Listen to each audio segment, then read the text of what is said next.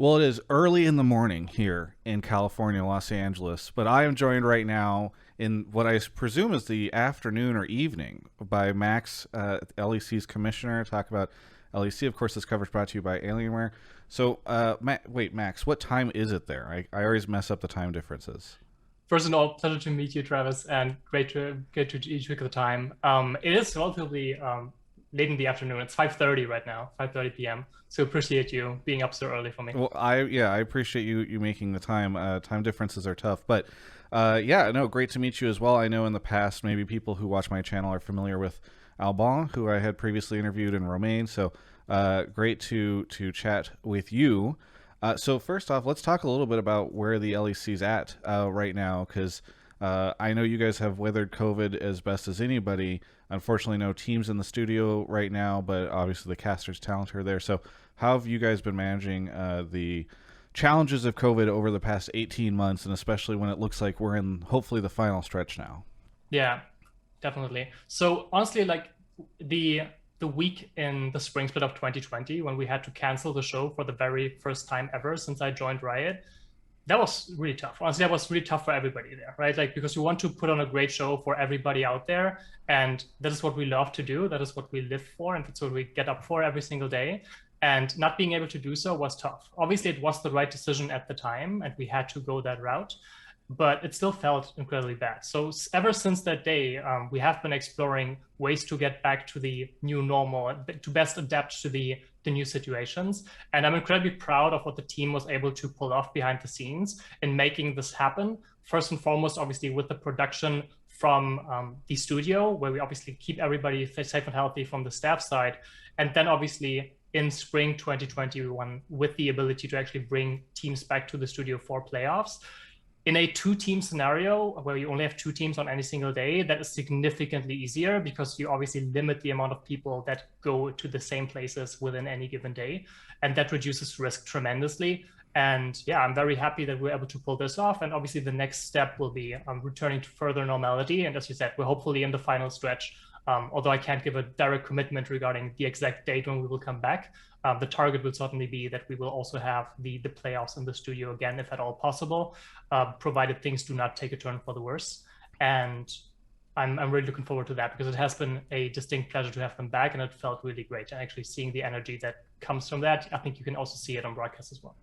Well, I'm very excited to see everybody back in the studio, and what's been also really cool is it makes me hopeful as I've been seeing a lot of my LEC talent friends that have been posting about their vaccinations and that kind of thing. So hopefully things start to get better for you guys in that way. Speaking of talent, one of the interesting things that we saw starting summer was an announcement of a pretty wide array of talent that would be making appearances, some more consistently than others, but still at the LEC this split. So maybe you can talk a little bit about the philosophy in expanding the roster so much and bringing so many people into the show. Absolutely. I think this is something that is kind of one of the positives of the last year, is that we had to tackle this online scenario in a way and kind of had to beat that beast and fight that boss. And now we basically, we get the loot, right? And one of these things is that we actually have the ability now to like incorporate them very, very seamlessly into our show, even if it's still online, right? And that opens a lot of doors. That even despite the current situation, opens a lot of opportunities for people to join the show who otherwise would have been problematic, especially in the current situation that we still have when it comes to people actually traveling here, potential for like visa issues, potential for quarantine issues, and that obviously adding like a lot of days to any engagements, and that potentially being prohibitive as a barrier, right? So this now basically allows us for two things, which is great. One, we can open ourselves up to more additional talent and more additional perspectives, which is always great to have on the show. And secondarily, we can also tap even further into the deep ecosystem we have in Europe and actually benefit from all the regional leagues that we have and from European Masters, and not only have great talent development on the professional side when it comes to the players and the coaches, but also on the talent side and actually on the one hand, obviously give them the opportunity to further step up and further learn from the LEC crew, but also learn a thing or two from them, from their respective local markets. That's really cool to see. I mean, it's obviously a huge thing to see how these regional leagues have been able to provide so much value to Europe and European fans, LEC fans, and so it's cool to see them getting integrated. One thing I think a lot of people do get somewhat confused on is um, over at LCS they've been able to spin up this co-streaming program. There's a lot of co-viewing that occurs for the LEC, but it's not been something you guys have been able to offer so far. So, what is it? Is it just a philosophical difference, or what is it that sort of has prevented the co-streaming stuff from hitting LEC as well? Yeah. So I think I would say it's three things. One is obviously, as you mentioned, like it's not ULCS and NALCS anymore. We're not sister leagues, right? And I'm very glad it is that way, that we can actually each dedicate our efforts toward our target audience and do the best we can do to serve the fans in the respective region. Two, it's definitely also like a philosophical difference, which is totally understandable because the products are very different. And then lastly, also, and that obviously is something that is very unique to the European market, we have a lot of different countries and we have a lot of different jurisdictions and we have a lot of different legal barriers that we need to jump through, or the respective co-streamer would have to jump through to actually get this done, right? And we wanted to make sure that we have all these angles covered. Personally, like while we're not in a position to open this up fully, I'm currently in the process of exploring this potentially in a different scenario.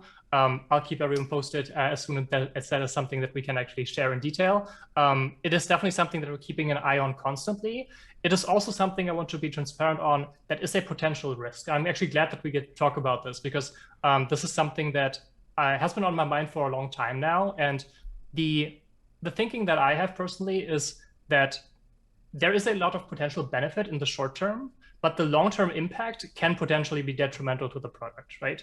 You are distorting the narrative because you are not getting the same narratives out of the stream anymore. You don't have the same storytellers. People may be disconnected or do not really understand exactly the story that we are trying to create, right? And that may impact the perception of the overall quality of the product in the end, right? Over the last couple of years, we have been very fortunate when it comes to the LEC and how well the league has performed viewership-wise. That frankly, also, I feel we were not in a situation where I felt pressured to like to make that step now, right? I didn't feel like that risk-reward scenario actually adds a lot for us where we are and where we're currently as a league, right? And this is obviously also something that we heavily discussed with our teams as well, who are aligned with the stance that we're currently taking. And obviously with the caveat that we will be exploring further down the line, details TBD. Okay. Well, it sounds like I totally get that you're still exploring, but it's very funny to hear you say, yeah, we think it's maybe not a great idea, but we're exploring it. So I assume that whatever you guys do come up with will be something that will feel at least significantly different than what the co-streaming product looks like in LCS. So what I would say is that different products demand different solutions, right? So the same way that a solution that can be fantastic for LCS cannot work at all or be detrimental for LEC, it can be the other way around. And as I mentioned, we have a very deep ecosystem in Europe. And as you may have known, the LFL, the French European Regional League, actually did a kind of like, per se, like a tuned down version of co-streaming, which they allowed for their teams. And that was hugely successful, right? So this is obviously something that we are always in direct contact with our partners with to understand what are the learnings, what are the potential benefits, how would they do this if this was going to be the same for the next season. And we are obviously trying to also learn from each other, right? So something that goes well in one of the ERLs, we're trying to share that knowledge across the ecosystem so everybody can apply it, right? So to answer, going back to the question of like, okay, would it be significantly different?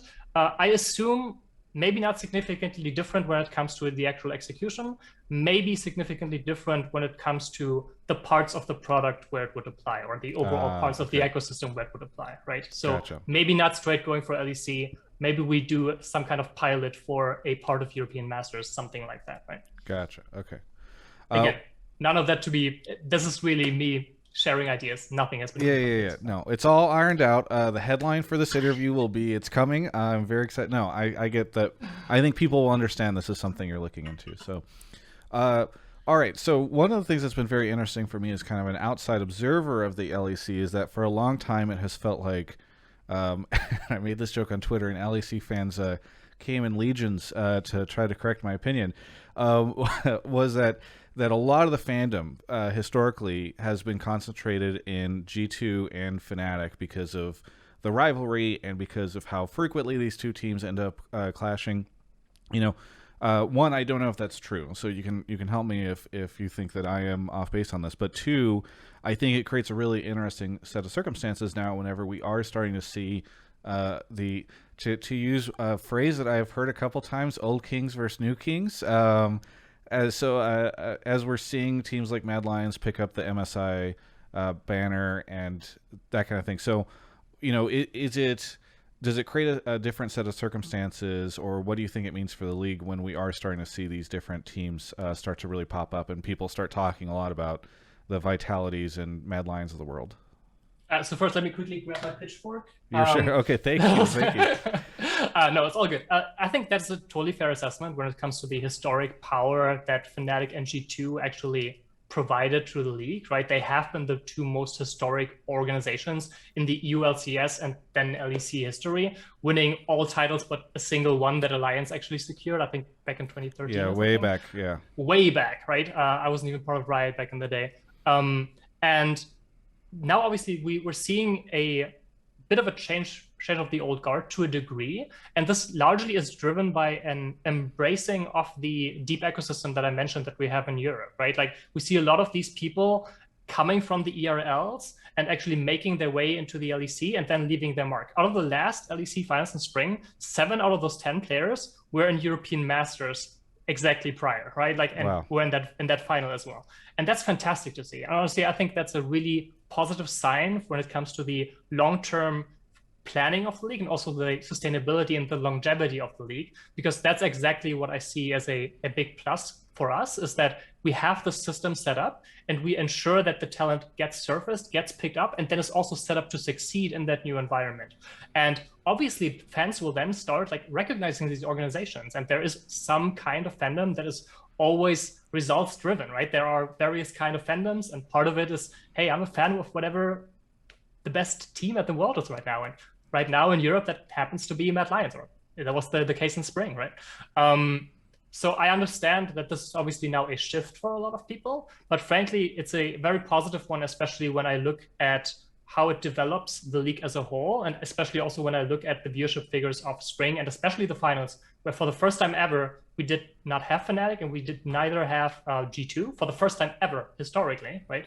And that is something that us still being able to pull up in immense viewership numbers and actually breaking records in that final between Rogue and Mad is incredibly great and shows how much effort these organizations and all the others have put into the league and how this partnership is fortunately bearing fruit. Well, and that's what I was going to ask too, is just because when the people did come after me on Twitter, it was because I had speculated that like finals viewership would be down, because I know in North America, it's not too crazy to think like, oh, if TSM or Cloud9 are not in the finals, maybe Team Liquid, we would see a viewership dip. So I guess I'm curious, what do you think it is that allowed you to break records despite not having the most popular teams playing? I mean, frankly, obviously, the assumption has to be that if we had those teams, the viewership would have been probably at least as good as well, right? Like that, I think, is a fair assumption to make. Frankly, obviously, that series was incredibly thrilling. That definitely also helped, right? It was a 5-game series with a basically reverse sweep coming from the Mad Lions. And that obviously also is fantastic to tune in.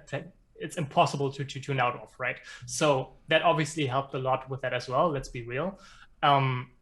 I still think also the effort that not only these two teams, but also all the other teams that have invested into talent, that have been investing into growing their brands, especially when they only joined the LEC in our long-term partnership system in 2019, right? A lot of these organizations are now slowly starting to reap the fruits of their labor of the last 2 years, right? Because obviously creating Fandom from scratch and going into the LEC is something that will take some time. Rogue, actually, I think we're 8th or 9th in their first LEC split, right? They've gone a long way, and I think they deserve all the credit for that. And even if they weren't able to rep ourselves at MSI this time around, I think they have a lot to be proud of when it comes to their Ultra Liga squad and the Polish ERL. And Mad Lions as well, right? Their engagement in the Spanish ERL has been incredibly, incredibly powerful, and they have been very resonant on the local level with the headquarters in Madrid there as well. So I think this is something that obviously also is beneficial for the league overall, because we are able to foster talent on a regional level that is more tribal country based national pride, and then transition this over to the LEC European level.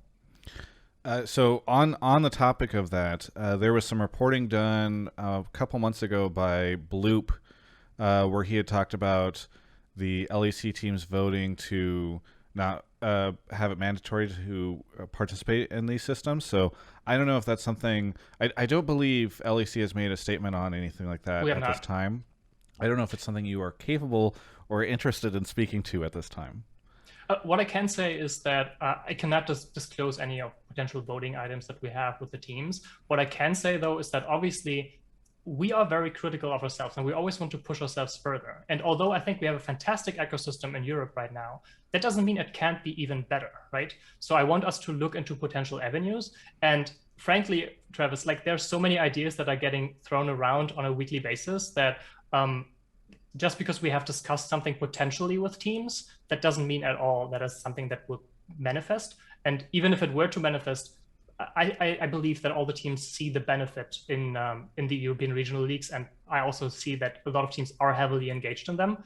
My purpose as a commissioner is, at least partially, that I want to ensure that there's various roads to success, right? I want to ensure that different brands with different strategies and different purposes and different ways to position themselves have an equal playing field when it comes to the ability to succeed in our league, right? And the more avenues we can provide, the better it is for the league and the entire partnership. So the other thing on this topic, you mentioned all the amazing investment that goes into the regional leagues, the teams that are reaping those benefits. There are some other people that reap the benefits of European development, and that's LCS owners. So you guys build out this amazing talent, you have these great things, and then Jack, Andy, and Steve show up with the MasterCard in the off season and start making some deals. So I guess I'm kind of curious. Sponsored. Not this video, but do appreciate their contributions to the league.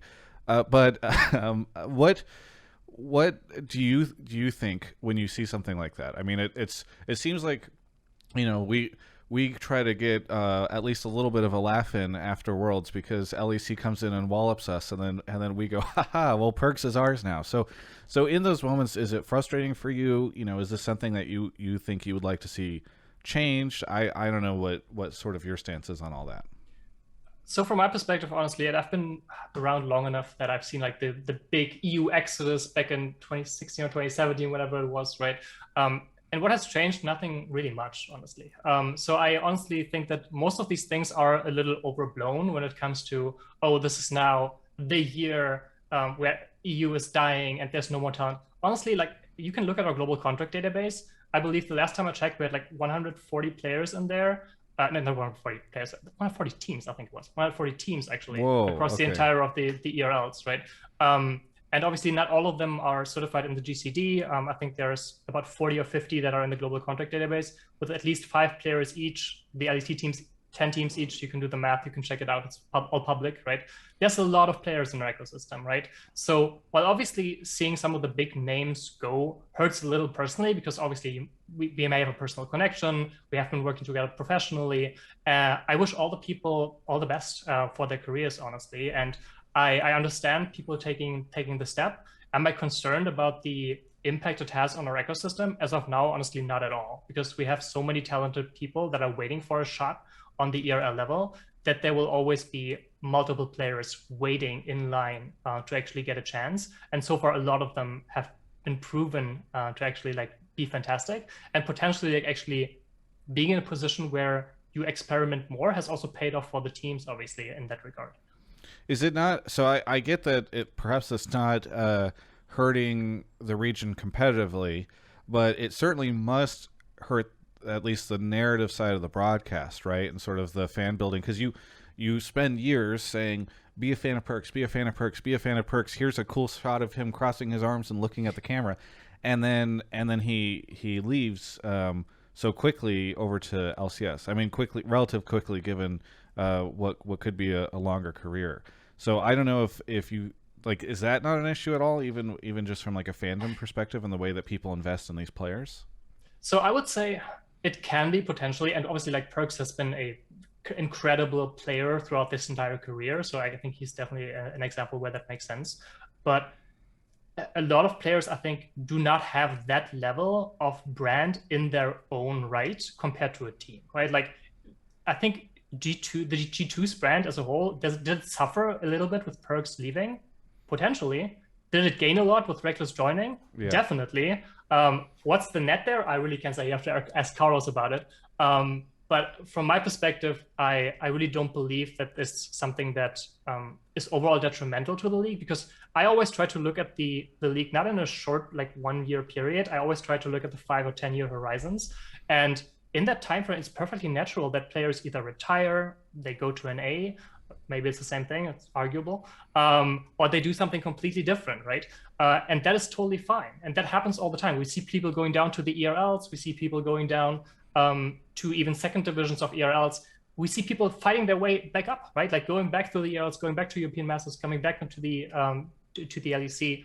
We see people go to an A, we see people come back. That is all normal in sports, right? That is perfectly fine. I think the learning I think we had from way back in the day is to invest more into team brands, to ensure that we also ensure that the fandom sits with the teams, while obviously still building the players as stars, because overall we're still like one company with all our leagues across the globe, right? It's a zero-sum game. Like NA getting a star from Europe is great for them, and I'm really happy for them. In return, we get a potential new rising star from the ERLs, or we get a player back, or something completely different happens. You never know, but overall, as I said, like I'm not concerned when it comes to the impact it has. Even for a player like Perks, it's something that obviously the league itself can definitely mitigate as a whole. Well, I appreciate the sort of optimism on it not being a zero-sum game, but I think you need to talk to Twitch chat a little bit about that, because they don't seem to view it the same way you do from whenever I'm in either of the chats. Speaking though of that, you seem to have more optimism here or more positivity towards the LCS than I sometimes see you have on Twitter. I really enjoy your Twitter because it seems like anytime anything is going down in LCS, you have sort of a vague tweet referencing it. I think your pinned tweet right now is about the value of the import rule. So I don't know if you have any thoughts in this interview as to some of the strategies that you see employed by the LCS team owners, specifically because it seems like sometimes you have a difference of opinion and philosophy on social media. So I can say two things on this. Obviously, like what I tweet on my personal account is partially what I believe personally, right? And obviously, it's also something that it's very on brand because that's the LEC brand. We're always very lighthearted. We're very much up for banter all the time, right? And I embrace that fully because I am, as a person, also like that. So that matches very well together, right? When it comes to the import rule and my thoughts on that is, listen, I love it so much that we actually even created another one within Europe. Like we have something that we call LTR, which is locally trained representatives, which is basically a mini import rule, you could say, for within the ERLs to actually ensure local resonance within the local markets. And that is something that I had been working on like a couple of years back when we introduced it as well. And I see a lot of value in ensuring that the teams are locally resonant and to actually have people who are in a position to like give an interview in the native language of the respective market and are able to also like be your flagship when it comes to talking to sponsors and these kind of things. It also has economical implications, right? So my take obviously is that there is definitely like an importance there. Whether or not NA owners agree with me is totally fine either way, honestly. Yeah. I mean, regardless, it would have an impact, I think, if they disagreed and something was able to change. Because it is a global rule, right? So it's interesting to sort of see how one region's opinion on stuff like this could be impactful for other regions. Speaking of the LCS and the LEC, one of the things that came out, I believe, last week was Commissioner Greeley had said that the LCS was projected to be profitable in 2021, which I believe is the first time that that's happened in North America. So realizing that LEC has, you guys started, I think, 1 year after us, 2018 versus 2019. Yeah. But I don't know if you can comment on anything around the path to profitability for the LEC and how things are progressing in that way. it's an objective for us as well, honestly, as it should be for every single league. Do we have a clock where we say, okay, it has to be this year or it has to be the next year? I'm not aware, and I hope I would be, right? So from my perspective, it's something that we're obviously striving towards, and we're working together with our partners in that ecosystem. I've been very proud of what our BD team was able to achieve over the last couple of years, basically coming from like a zero revenue landscape back in the EULCS days. And then obviously securing major deals with all the partners that we have has been incredible. Also the faith that the partners have shown into the league. Most recently, the KitKat announcement that we made obviously shows very much a pivotal piece of what we do in BD is actually working together with the partners very closely, not only slapping the logo somewhere, we actually want to integrate that experience and make it very consumer friendly, right? So that is obviously something that we want to ensure that we always do, while obviously keeping profitability in mind as well. Yeah. Well, I know we're running a little low on time, so I think maybe now's a good time to just ask you if there's anything you want to say to any of the LEC fans, or even some of the folks outside of the LEC that are watching this interview and interested in the region as a whole. Honestly, like, thank you everybody for watching. The feedback that we've gotten from all the fans since the inception of the LEC has been incredible. Thank you all for tuning in. Unofficially, we're still the best league in the world. So that's fantastic to be a part of. If you want to tune in, you can do that every single week, Friday and Saturday, sometimes even Sunday. Very good. Well, thank you so much. I will ask you if you could just make it so that they don't run so late, because sometimes whenever I've noticed a bit of a viewership dip, we've had to move some timing around, I think, to accommodate your long games sometimes. But thank you so much for the interview, Max. Really Likewise. appreciate it. And for everyone else, you can check out the rest of my coverage of all things LOL Esports right here on my YouTube channel. Howdy. It's me, Travis Gafford. I live in Southern California, but we don't have a southern draw. I don't know where I'm going with this. Listen, please do me a favor and sign up for Alienware Arena. You can do so by clicking the link in the description of this video, and then clicking at the very top of that page, very, very top, there's going to be a logo that just says Alienware Arena. If you click that, you can sign up. And if you've already signed up, please go check it out, because they basically have different stuff going through there every week that you can get. You can earn. You don't have to have an Alienware computer. In fact, this is a really great way to help support me by supporting Alienware without going out and spending money on a computer, because maybe you're not in a situation right now where you need to do that. Hopefully in the future you will be, for everyone. That would be great for me and you and Alienware. But this is a cool way that you can sign up. We love it when people sign up for Alienware Arena. Thanks for watching.